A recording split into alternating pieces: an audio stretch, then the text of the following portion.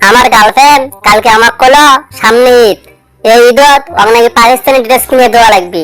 আর যদি আমি ওর পাকিস্তানি ড্রেস কিনে না দেই তাহলে নাকি ওই আমার সাথে রিলেশন করবি না। এইদিকে তো আমার পকেটে 5 টাকাও নাই। ইফতারের পরে যে একটা সিগারেট খাবো সে টাকাটা আব্বার পকেটে থেকে চুরি করে নিয়ে যায়। আর আমি ওর কোথা থেকে পাকিস্তানি ড্রেস কিনে দেবো।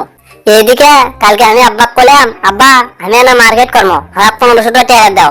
আব্বা করছে ধরে তোর কিসের মার্কেট, আমি তো ফুটপাথ থেকে একটা গেঞ্জি আর একটা প্যান্ট নিয়ে দেবো। মানে যদি আব্বা কর পরে আব্বা আমার টাকা না দেয় তাহলে আমার যে খাসিটা আছে ওটা নিয়ে যায় হাটত বেচে আমার গার্লফ্রেন্ডের একটা পাকিস্তানি ড্রেস কিনে দেওয়া নাকি, না হলে গার্লফ্রেন্ড আবার ব্রেকআপ করে দিবি। অনেক কষ্ট করে এখন গার্লফ্রেন্ড পড়েছি। দাঁড়াও দাঁড়াও, আমার গার্লফ্রেন্ড ফোন দিছে। হ্যালো সোনা, তুমি কোনটা আছো? সোনা তো আমার বান্ধবীর গার্লফ্রেন্ড কালকে তার পাকিস্তানি ড্রেস কিনে দিল। তারা প্ল্যান করছে শেষ রমজানের দিন সাজেক যা ইফতারি করবে। আর আমি তো এক সপ্তাহ আগে গেছি আমাকে একটা পাকিস্তানি ড্রেস কিনে দিই, কিন্তু তুই তাও এখনো কিনে দিসনি।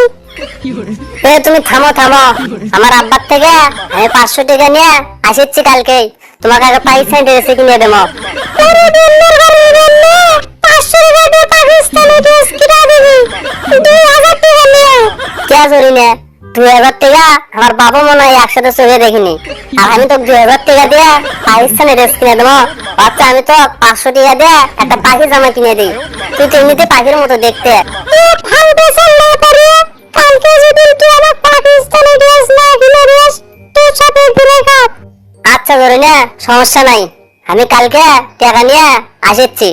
কেমন দর্শক আপনারাই গন্ত, আমি কি 2000 টাকা দিয়ে আমার গার্লফ্রেন্ডক একটা পাকিস্তানি ড্রেস কিনে দেবো নাকি দেবো না? আপনারা জলদি এই ভিডিওতে কমেন্ট করেন, ভিডিওতে একটা লাইক দেন, আর চ্যানেলে নতুন হলে অবশ্যই চ্যানেলটা সাবস্ক্রাইব করে আমাদের সাথেই থাকেন। ধন্যবাদ সবাইকে।